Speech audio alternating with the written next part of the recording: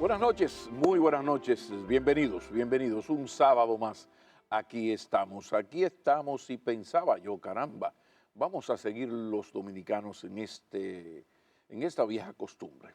¿De qué yo estoy hablando? Bueno, de que somos un país donde lo urgente posterga lo importante y lo que es peor, lo importante nos distrae de lo que es fundamental.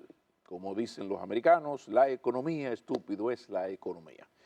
Tenemos tantos meses en dale que te pego con la política dominicana y que si me voy, que si no me voy, que si me quedo, que nuevo partido, que las primarias, que habrá o no habrá reforma constitucional, no la hubo, cuál delfín escojo, ya lo escogí, vamos a primarias, ganará mucho a poco, poco a mucho, que no, que hay un fraude y dale que te pego, que hemos descuidado tanto lo fundamental que ahí están los datos. De alguna manera, y lo ha confirmado el gobernador del Banco Central, ha sido la incertidumbre política la responsable de algunos cambios en los indicadores económicos.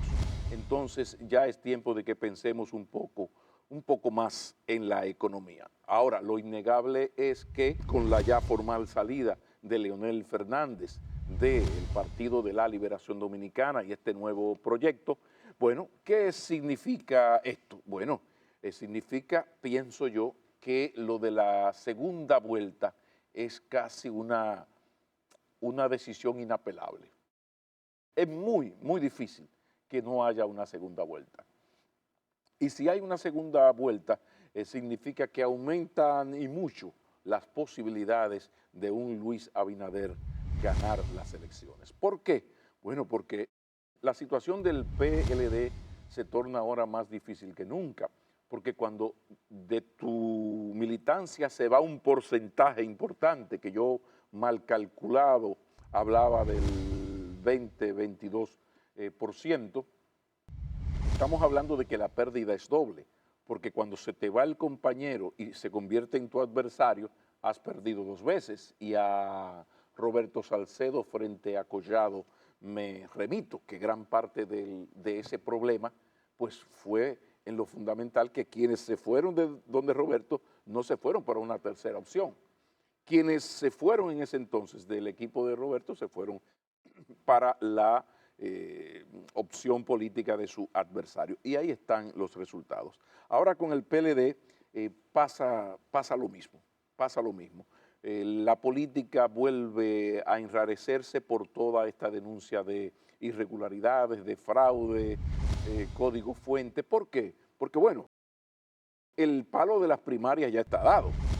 Y si el palo de las primarias está dado, ahora de lo que se trata es de preservar y de cuidar las elecciones ya generales, las de febrero y mayo.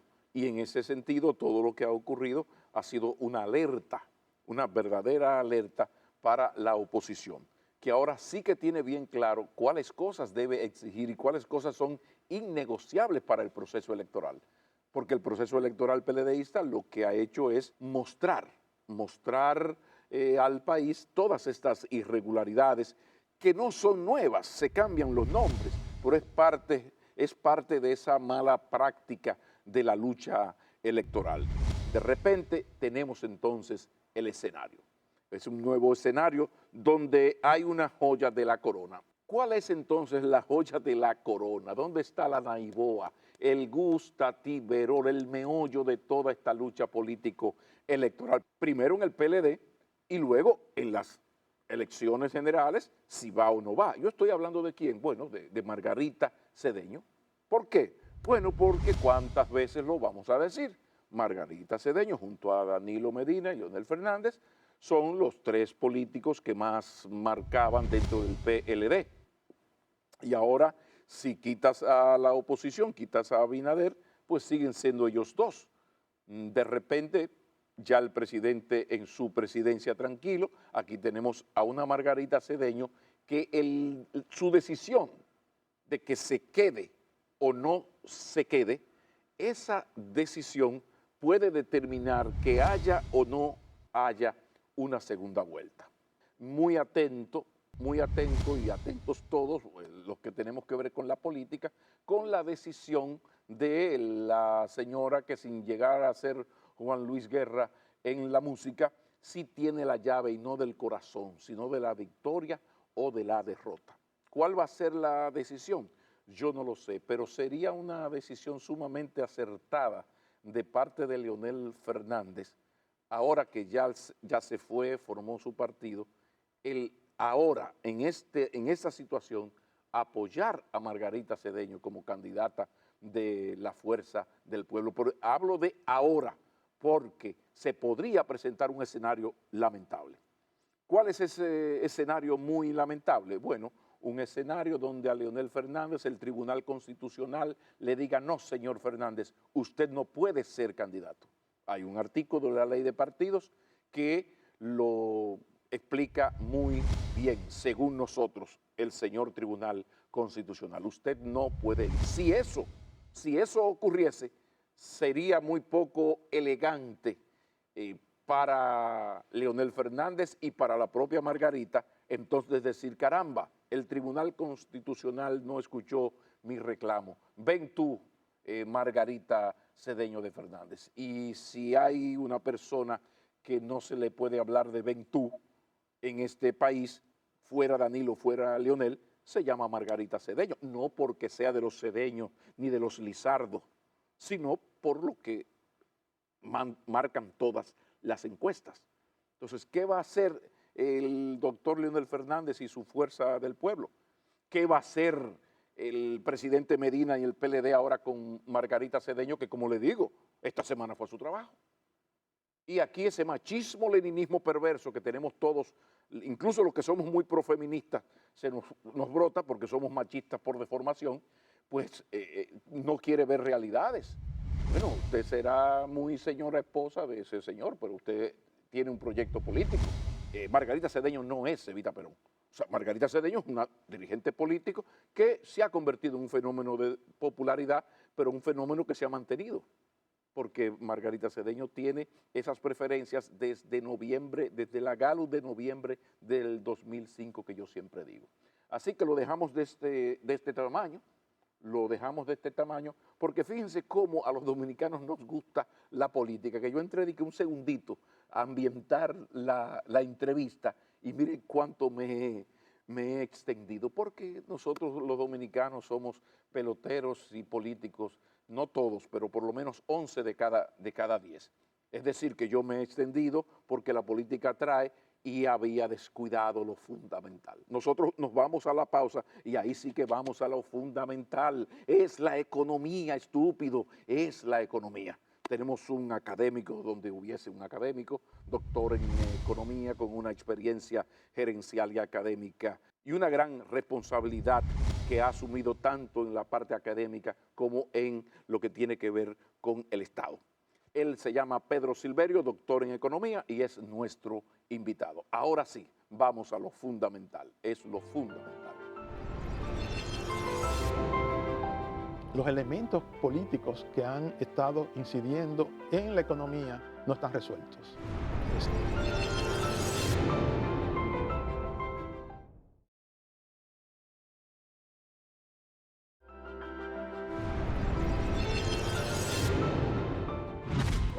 Continuamos y ahora sí, vamos a lo fundamental, porque es la economía, estúpido, es la economía. Hablemos de eso, de la economía, de la salud, de la economía dominicana con el doctor Pedro Silverio. Mis respetos, profesor. Buenas noches. Ese profesor es de verdad, porque tú sabes que hay un amigo mío que ha generalizado esto de profesor.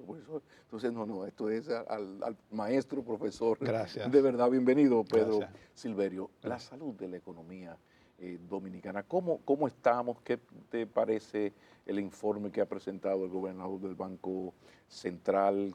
¿Cómo anda la salud de la economía dominicana en este momento? Bueno, desde el año pasado veníamos insistiendo que este año 2019 iba a ser un año que desde el punto de vista económico iba a estar muy afectado por la coyuntura política, por el ciclo político. Claro. Y yo creo que fue una anticipación correcta. Las tensiones políticas se fueron agravando notoriamente durante este año 2019 hasta alcanzar por ahora un clímax, que es la división prácticamente del partido gobernante. Esa situación fue creando mayores niveles de incertidumbre en la economía y fue impactando las decisiones de los agentes económicos, de los consumidores, de los inversionistas, y la economía comenzó a resentirse. Con el informe que acaba de presentar el gobernador del Banco Central, donde reconoce que ciertamente ha habido un impacto de los elementos políticos, un impacto de la situación política, de la coyuntura política, ha impactado la economía, al punto que la economía creció, según el informe que acaba de presentar, creció un 4.8% durante los primeros 9 meses del año. Y destaca también que en el mes de septiembre, pues la economía creció 5.1, como un indicador de que pudiera sugerir que lo peor ya ha pasado.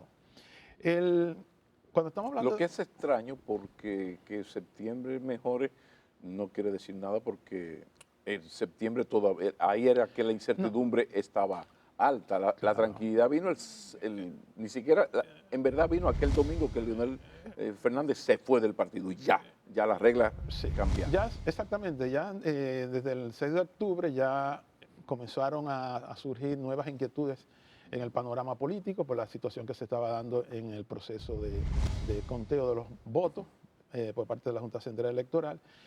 Y cuando uno mira esos datos del Banco Central, uno tiene que sencillamente concluir que con esos mismos datos que da el Banco Central, la economía dominicana se ha desacelerado en un 30% con relación al mismo periodo del año pasado, lo cual es un dato importante, porque una desaceleración de un 30% es notoria, no es una simple desaceleración. Que es un dato que no se había manejado mucho, porque nuestros indicadores son buenos, pero es un buen ejercicio ir a la comparación. A las comparaciones, porque cuando China bajó 3 puntos quedó excelentemente bien, pero venía de crecer 10. 10, pero ya aquí China se está hablando de que pudiera crecer menos del 6%. Pero fíjate, el sueño latinoamericano sería el 5%, y China está en 6%, y uno dice que va.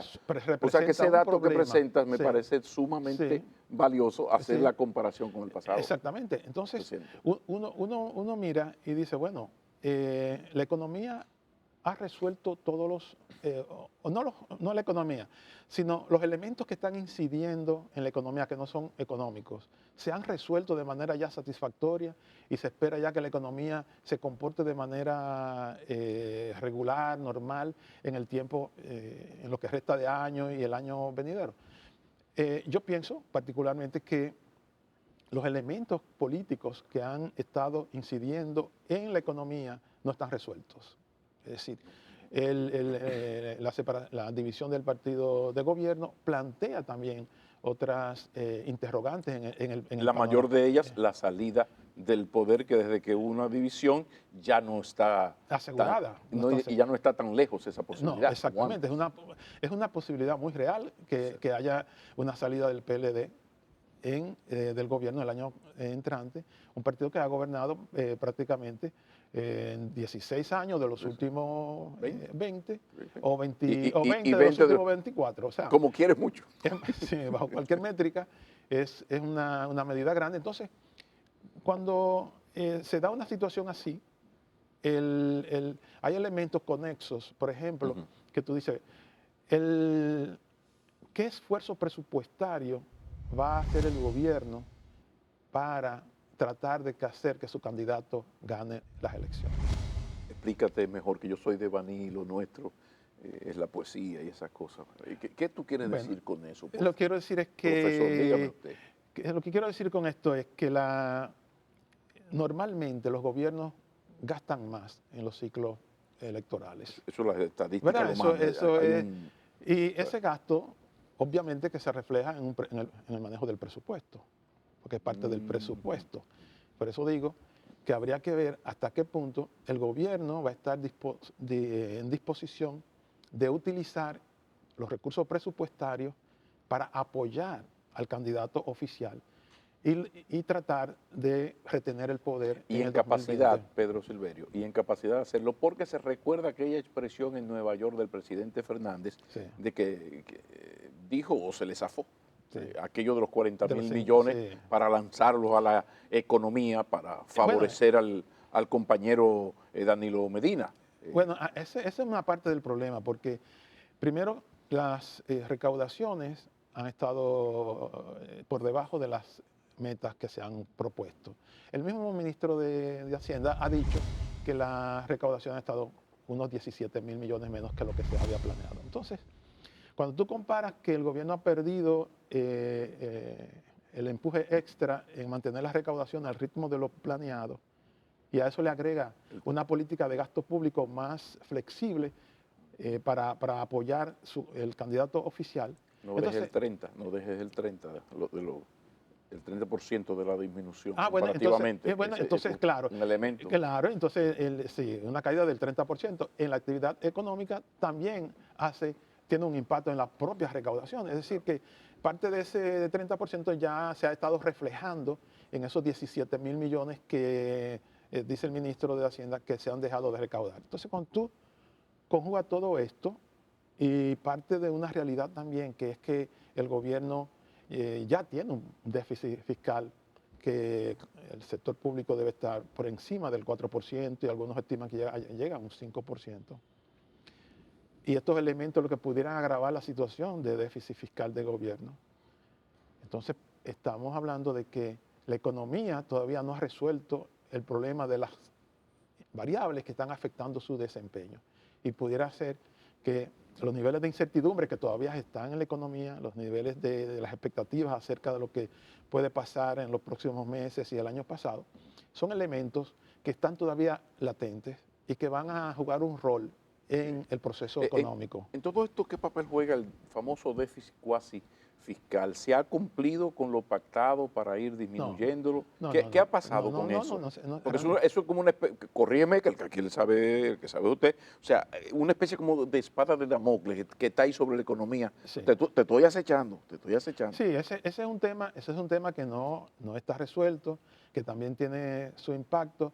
El gobierno no ha cumplido con el programa de entrega de los recursos al Banco Central y eso también tiene un impacto en la política ¿Y por qué se ha monetaria. dado tanto eso? Bueno, Y no hay porque una ley que mande a que eso se cumpla, ¿o no? justamente ahora el gobernador en su discurso anunció que ya se puso de acuerdo con el ministro de Hacienda o con el Ministerio de Hacienda para enviar al Congreso, tendría que ser aprobado primeramente por la Junta Monetaria, y enviarlo al Congreso para que se apruebe una nueva ley de recapitalización, porque la ley de recapitalización de hecho contemplaba un periodo de recapitalización de 10 años y ya pasaron.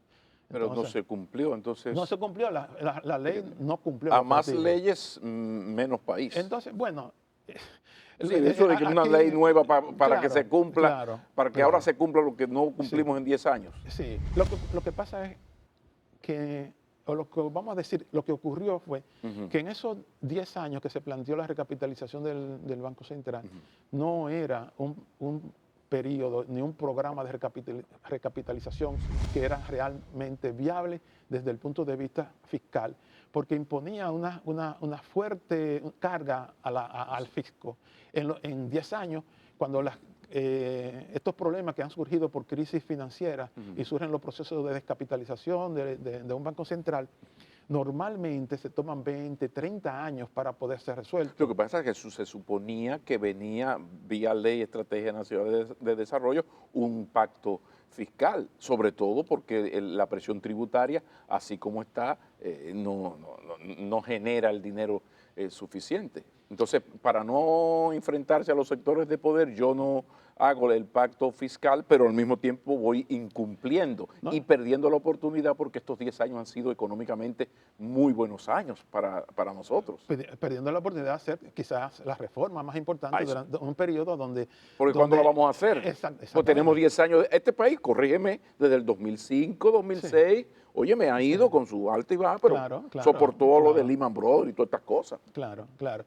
Sí, sí, ciertamente. Entonces, el problema ahora es que por no hacerse ese pacto y no mejorar digamos, la capacidad recaudatoria del gobierno y la misma capacidad de generación de riqueza de la economía, que a su vez es una forma de mejorar la capacidad recaudatoria del gobierno, entonces tenemos el problema conexo que era o ha sido el problema del endeudamiento. Entonces, en lugar de hacer reformas, se ha elegido el camino más corto, el camino más fácil, Sí. que es el camino del endeudamiento. Perdóname que repita la vieja pregunta. ¿El nivel de endeudamiento es realmente manejable? ¿Todavía está dentro de lo esperado, dentro del promedio latinoamericano? ¿No tenemos que preocuparnos a mediano plazo? Bueno, yo creo que tenemos que preocuparnos en el corto plazo. O sea, el nivel de endeudamiento ya no ¿Por es... dónde andamos? Bueno, estamos por encima del 50% del Producto Interno Bruto. Y en el de sector lo público. recaudado. Y de lo recaudado por encima del 40%. Porque ese sí es importante. O de sea, de esa- lo que tú ganas, ¿cuánto tú tienes comprometido al mes? Por cada Se hacía 100, dura. por cada 100 pesos que Sí. le entran al gobierno en recaudaciones tributarias, Sí. el gobierno tiene que dedicar más de 40 pesos a cumplir con el servicio de la deuda pública. Si pone entonces la nómina pública, estamos hablando que para hacer cosas no queda mucho demasiado. Bueno, de hecho, las inversiones del gobierno en términos relativos han sido muy bajas porque en el presupuesto normalmente el gobierno ha estado gastando solamente en inversión, solamente ha estado invirtiendo solamente alrededor del 15% de esos ingresos tributarios, lo cual es una proporción muy baja. Pero me dicen los economistas del gobierno que sí es manejable, que ese porcentaje de 40 y algo de los recibidos o el 50 del PIB está dentro del promedio latinoamericano. Es manejable porque se incumplen un conjunto de leyes que están ahí y que el gobierno sencillamente no las cumple. Por ejemplo, el 10% de los ayuntamientos el gobierno no lo cumple. Los recursos que el gobierno tendría que entregarle a la UAS tampoco lo cumple. La Entonces, justicia, hay un porcentaje lo de la justicia, todos esos porcentajes que son un Oh. conjunto de leyes no se cumplen. Entonces, tú comienzas a hacer daño institucional para poder manejarte desde el punto de vista fiscal. La otra idea que se desprende de eso es, bueno, pero si la presión tributaria no da para hacer mayores inversiones, bueno, pues el camino sería sencillamente aumentar la presión tributaria. Pero el problema es que hay una dinámica en la economía y en el ejercicio del poder político que te dice que los gobiernos son muy creativos para gastar y que si se aumenta la presión tributaria, esos recursos aumentados van a buscar forma de gastarse. O sea que el gobierno lo que le teme es a la negociación que debe hacer con el sector industrial, empresarial, que le va a decir, sí, aumentame los impuestos, pero vamos a sentarnos aquí porque tú no me puedes aumentar los impuestos si tú me gastas tanto en esto, tanto en esto, Claro. y dedicas tal porcentaje en esto que son cosas secundarias no fundamentales. Entonces, a ese medio, incluso recuerdo ahora el problema con las exenciones. Por ejemplo, es necesario revisar una a una las exenciones. Claro. Sí, pero se le paró en dos patas el CONE y la María Santísima, se le paró en dos patas al gobierno y dice, espérate, hasta un partido le formaron, Sí. el Partido de Iniciativas por el Fortalecimiento Institucional Dominicano, pero era un poco para decirle, yo no te voy a dejar que me suba, me revise las exenciones si tú no te vas a amarrar los pantalones también. Ese es un episodio, Pablo, que Feo. se va a repetir cuando se comience de nuevo a discutir la reforma fiscal. El CONE va a formar otro partido circunstancial, como aquel. Pero ya ese episodio Sí. se produjo en el 2012. En el 2012, cuando el gobierno recién inaugurado toma el poder, el gobierno sometió al Consejo Económico y Social, que es el lugar donde se discuten estos pactos, sometió un proyecto de reforma fiscal. Pero desde el Consejo Económico y Social se le planteó al gobierno una serie de observaciones a esa reforma que tenían que ver con la calidad del gasto público, que es lo que me acabas de señalar. Y el gobierno se recibió esas observaciones Y huyóse hacia el Congreso por la vía, por... y ignoró, obvió Sí, al sí. Consejo Económico y Social y entonces sometió su propia ley y listo, ya no había que discutir el tema en la sociedad civil, ni con los grupos organizados. Entonces, ese es el mismo episodio que el gobierno ha tratado de evitar, evitando la discusión del pacto fiscal. Porque el pacto fiscal va a implicar unos criterios en materia de gasto público, va a implicar incluso una ley de responsabilidad fiscal que va a poner al gobierno dentro de unos límites y dentro de esos límites habría responsabilidades muy personales de los funcionarios que no cumplan con esos criterios. Entonces, el gobierno obviamente no ha querido ponerse esa camisa de fuerza, porque esa camisa de fuerza lo obligaría a entrar dentro de un canal de fiscal muy estricto. El hecho es que la economía, como eligió el camino de no hacer las reformas, inmediatamente eligió el otro camino, que es el del endeudamiento.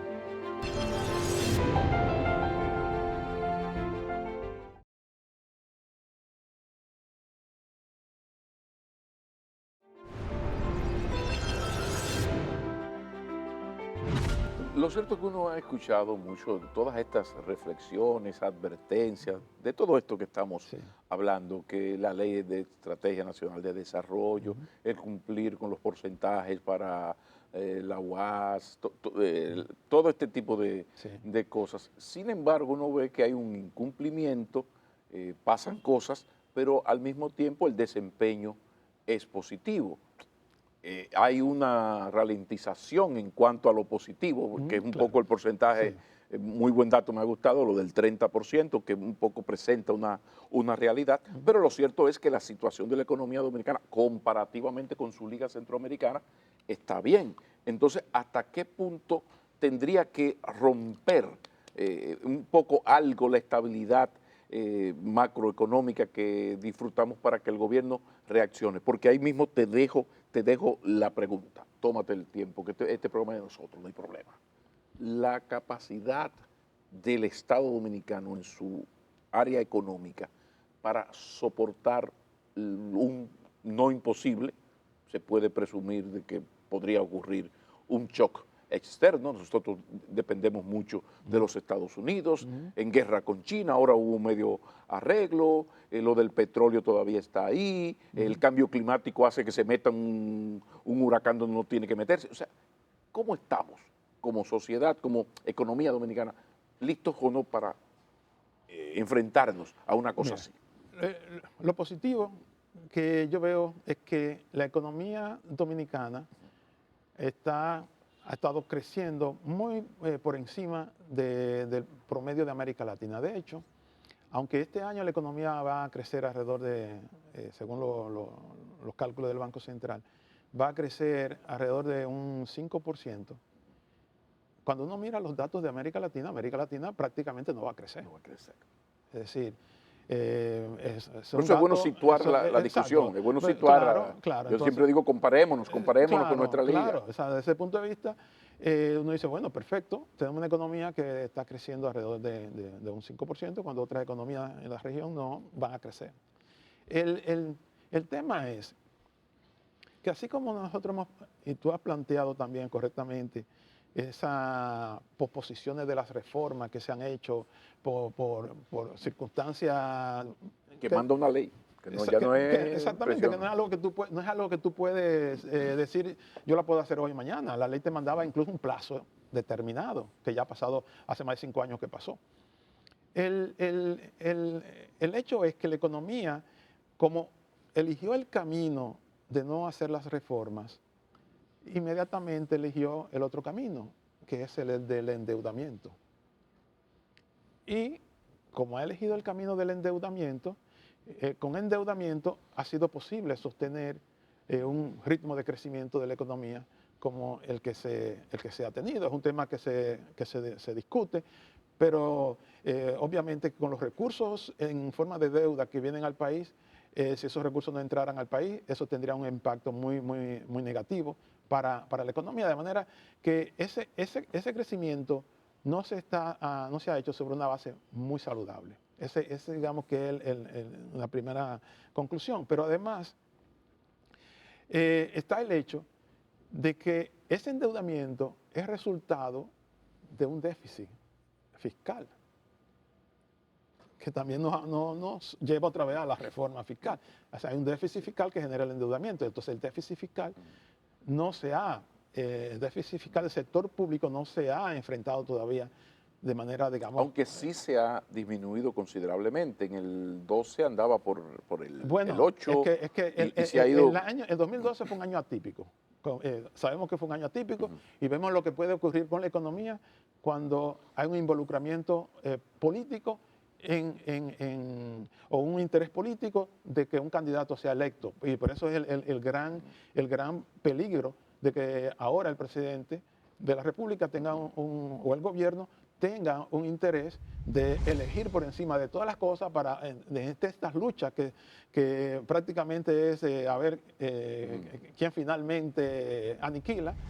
El gobierno pudiera estar muy tentado a utilizar los recursos públicos. Pero siempre ha sido opaco en diciembre. Ok, pero cuando lo vemos, por Lamentable, ejemplo, de pero- lo que pasó en el 2012, Sí. esas Pascuas fueron extremadamente muy Sí, pero ese boroneo amplio Ujú. de que hubiese dinero para emplear gente y Sí. una brigada por aquí, Sí. porque la gente piensa, no fue que alguien se robó una funda de cuarto. Sí, No, sí. no. Esto lo que hace, ustedes saben muy bien que Sí. eso es que con ese dinero se dinamiza Ok. la economía. Pero- Ahora, la pregunta que te hago es, ¿está la economía dominicana en capacidad allá de voy. soportar 40.000 millones de pesos más en préstamos para dinamizarla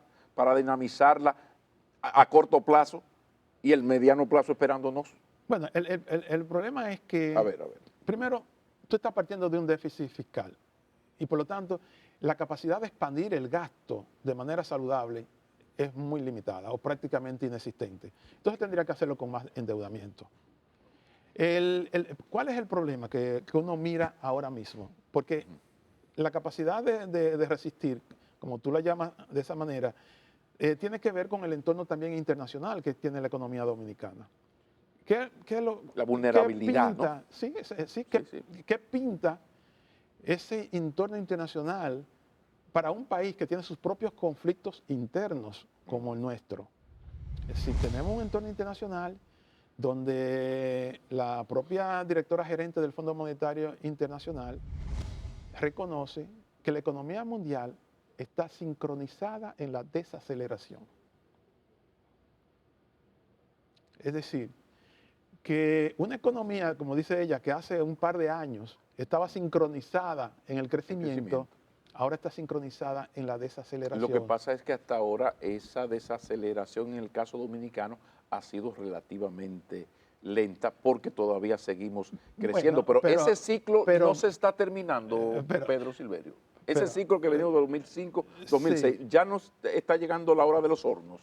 Está llegando la hora de los hornos, sí, está llegando. Es decir, la economía dominicana ha sentido también el impacto externo, porque esa desaceleración que ha tenido la economía internacional en estos 2 últimos años tiene un impacto sobre la economía dominicana y ese impacto lo hemos visto este año con esa, como dicen los especialistas, esta ralentización del crecimiento.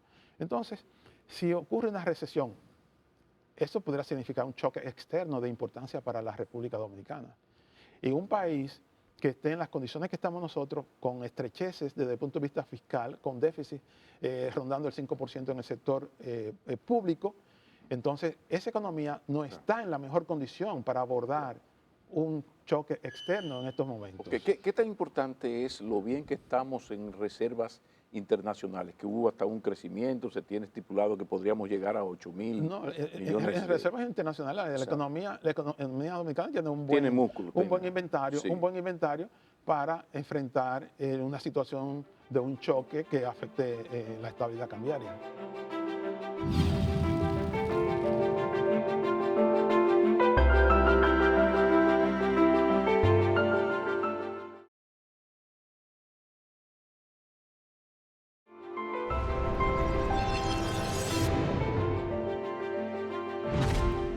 Las medidas que se pueden tomar, ya pusiste la primera, pero ¿qué medidas se pueden hacer desde el gobierno un poco para enfrentar lo que se le podría venir encima por nuestra dependencia de la economía norteamericana? En esta oportunidad vamos mal en turismo, comparativamente por supuesto, pero hemos tenido una disminución importante y eso Claro. podría reflejarse el Sí. año que viene porque una gran parte de los ingresos tienen que ver con compras a futuro que se hacen. Pero la Virgencita de la Altagracia nunca desampara. Sí. Y ahí vemos que de repente hay un aumento importante de las benditas remesas. Pero las remesas vienen de países desarrollados, que si la economía por allá falla, eso debe fallar. Claro. ¿Qué hacer desde el gobierno, que manejan la economía, para prepararnos un poquito mejor, amén de la tentación terrible que es el proceso Político, electoral? claro.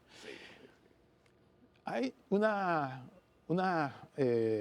recomendación que yo entiendo muy prudente, Sí. y es que la disciplina fiscal no lleva a desastre.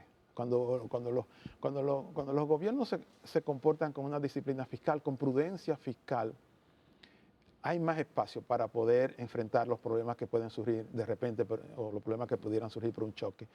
Nosotros no nos podemos agarrar de manera tan alarmante del proceso de endeudamiento, porque el endeudamiento, si ocurre una recesión a nivel internacional, van a ocurrir, las fuentes financieras se van a limitar y el país va a tener menos acceso a los financiamientos internacionales. Y si ocurre eso, entonces el país va a tener que mirar hacia adentro, mirar cuáles son las cosas que puede hacer desde el punto de vista de la gestión fiscal para enfrentar la situación. Y obviamente que el instrumento más indicado es justamente el gasto público. El gasto público es el instrumento que el gobierno tendría que tomar de la mano para hacer los ajustes necesarios para enfrentar una situación Y así. ese es precisamente el tema intocable de los gobiernos. El Ahí, tema intocable de los o sea, hasta gobiernos, ahora, porque el gobierno prefiere hacer cualquier cosa, cualquier locura, sí. antes de tocar el gasto público, porque dicen que tiene un costo político, entonces el costo político en un proceso electoral es demasiado devastador. O sea que vamos a terminar como tantas veces con Voltaire, que los pueblos como los hombres solo aprenden sufriendo. Solamente un gran shock nos va a hacer reaccionar como reaccionó Claro. el sistema financiero nacional después de Baninter y Bancrédito y Mercantil, no antes. Sí. Después de eso ahí tenemos un sistema financiero ejemplar, sometido a las leyes monetarias Sí. y bancarias y todas estas cosas bellísimas, Sí. pero solo después de ese 1,5 millones de pobres del 2003. Ojalá que no sea necesario invitar de nuevo a Pedro Silverio para hablar de cosas malas, sino que sea en unos cuantos meses una conversación para hablar de lo bien que va nuestra economía, que Tatica, la Digüey, nos ampare. Muchísimas gracias, profesor. Gracias, Pablo, por la invitación. El doctor Pedro Silverio nos ha acompañado. Terminamos aquí, ni un segundo más. Sepan que inmediatamente termina la entrevista, que ya terminó, está a su disposición en nuestro canal Makini MTV. Si es en familia, pásenla muchísimo mejor. Muy buenas noches.